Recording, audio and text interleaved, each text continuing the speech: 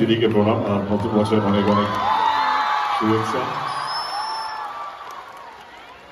এই গান নিয়ে একটা ইতিহাস আছে আমার জীবনে, আমার এখনো মনে আছে।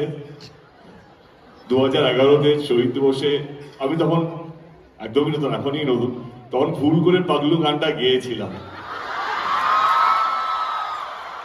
আমি তখন বুঝিনি কে এই জায়গা এই মঞ্চে, কারণ কিন্তু আমি সেদিন গাইনি, আমি এটা কোনদিন বলার সুযোগ পাইনি। আমি আজকে এই সুযোগটা পেয়েছি কারণ মঞ্চের সামনে যে হাজার হাজার লক্ষ লক্ষ মানুষ ছিলেন, তারাই পাগলু গানটা ধরেছিলেন, তারাই বলেছেন গানটা গাইতে।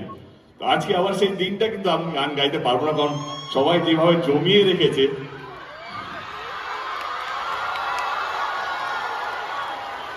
আমি অবশ্যই এটাও চাইবো নাকি খুব বেশি জ্ঞান দিতে, কারণ আজকে আপনাদের একটা বিশেষ দিন, সিএম কে এত কাছ থেকে পাওয়া সত্যি সৌভাগ্যের ব্যাপার। কারণ আমার পড়াশুনো ইঞ্জিনিয়ারিং সব বম্বে পুনে থেকে হয়েছে, আমরা সত্যি এরকম সিএম পাইনি।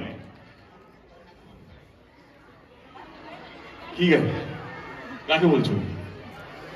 আরে তুই ওইটা গানা, কোনটা? ওটা খুব ভালো গাছ। কে তুমি নন্দিনী? আমি কবে গেছিলাম? হ্যাঁ গেছিস আমাকে। আমি ওকে গাইতে বলো, কে তুমি নন্দিনী? হ্যাঁ নন্দিনী তো এখানে বসে আছে। নন্দিনী বসে আছে। ও কে তুমি নন্দিনী? কাছে এসো না। না তুই কোন জায়গা? না না না। আর আমি কিউ ধরছি। না না, আমি কে তুমি? আচ্ছা যাও না। আচ্ছা আমি গাইবো একটু। আমার মাইকের কন্ট্রোলটা কার হাতে আছে? একদম 0-0। হ্যাঁ। কে তুমি নন্দিনী?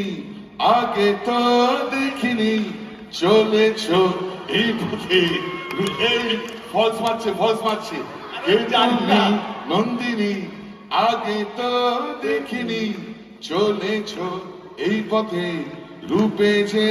আচ্ছা ঠিক আছে, ওকে গাইতে হবে না, ও গাইতে গাইতে একটু হেঁটে যাক, ওটাই কিন্তু একটা বিরাট কোরিওগ্রাফি হবে। কে তুমি নন্দিনী? আগে তো দেখিনি, চলেছ এই পথে রূপে যে রঙ্গিনী।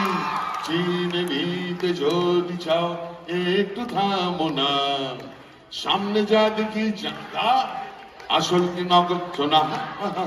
জীবনে কি পাবো না, ভুলেছি জীবনে কি পাবো না, ভুলেছিস ভাবনা। Thank you so much. যেটা বলছিলাম, যে যদি আরেকবার সুযোগ পাই জীবনে, আবার কোনো পাতা যদি পিছনে গিয়ে খুলতে চাই, তাহলে বিশ্বাস করুন আমি আমার এই স্টুডেন্টস লাইফটাকে খুঁজে পেতে চাই। কারণ এই একটা সময় যেখানে সত্যি আমরা ভাবি যে কি হতে চাই। মাঝে মাঝে রাগ হয় টিচারদের উপর, মাঝে মাঝে রাগ হয় গার্জেনদের উপর, কেন বলে আমাদেরকে হোমওয়ার্ক করতে, কেন পড়াশুনো, কিন্তু বিশ্বাস